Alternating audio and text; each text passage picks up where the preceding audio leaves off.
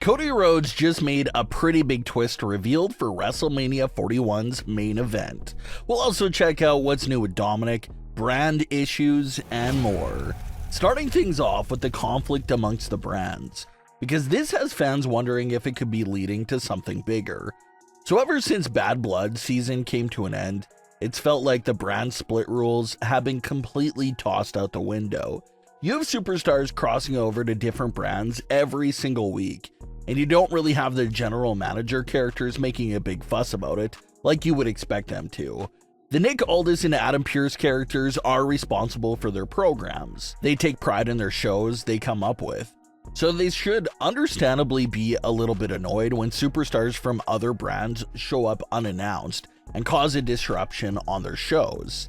And that's the only thing that's been happening for several weeks now. The men's and women's world champions crossing over to opposite brands should get passes since they're facing each other at Crown Jewel. That's understandable, and they gotta build those stories up through those crossovers.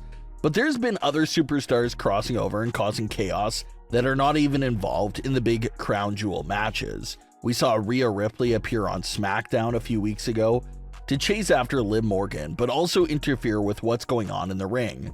Then we saw Tiffany Stratton head over to Raw to stir the pot over there. And probably the most impactful and disruptive crossover for both brands has been everything related to the Bloodline. Jimmy comes over to Raw to recruit Jay. Jay goes over to SmackDown to try to cool things down with the family.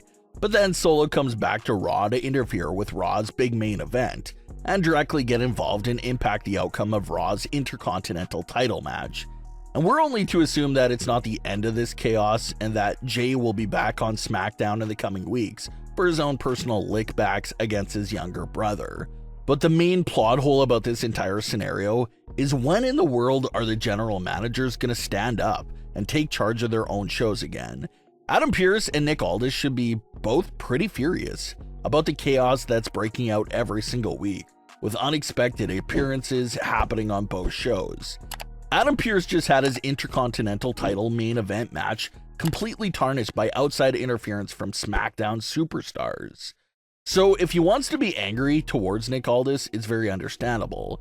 And we got to assume that Nick Aldis is feeling some sort of pressure and guilt for his superstars ruining such a big match between Jay and Braun Breaker.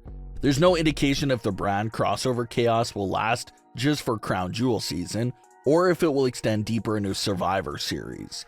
But fans just think that the general managers got to step up and lay down the law a little bit to stop the madness. So what could be done storyline-wise to settle some things that are going on right now? Well, it does not look like there's any brand versus brand event coming up, so the situation cannot be handled like that. But it could be handled in other ways, such as maybe some potential trades to calm everything down. One trade that looks like we absolutely have to see and is mandatory is Jey Uso to SmackDown. If Jay is going to become a main part of the Bloodline storyline like everyone expects, he can't just keep doing the same crossover visits. He needs to be a full-time SmackDown superstar so he can fully be involved with what's going on there. So it looks like whether that trade is just happening between Adam and Nick, or if Paul Heyman even makes it happen, it just seems like we could be 100% expecting to see Jay traded to the Blue brand. Which means that Raw will have to get pretty equal talent back in return for Jey Uso.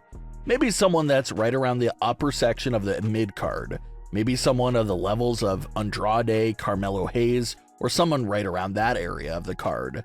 But it just seems like not realistic for both general managers to sit back while their rosters are getting involved in crucial parts of each other's stories.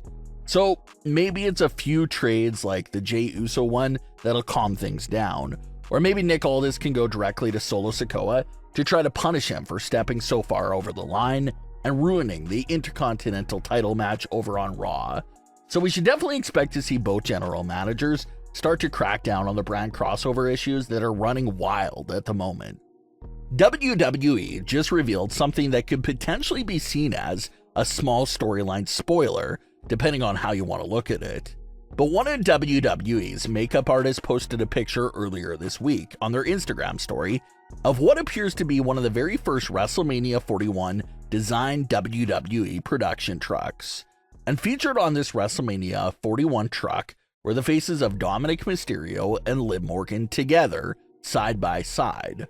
So the fact that WWE put Dominik and Liv's faces together on a WrestleMania 41 truck has some fans assuming that it's a good indication that the on-screen couple will be staying together all the way through WrestleMania season. That was not the only big piece of news for Liv Morgan and Dominik.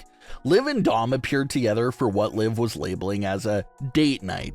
The both of them attended a hockey game for the Vegas Golden Knights, a rare public appearance of both of them together on a date. They were there to promote WrestleMania 41, which of course will be in Vegas.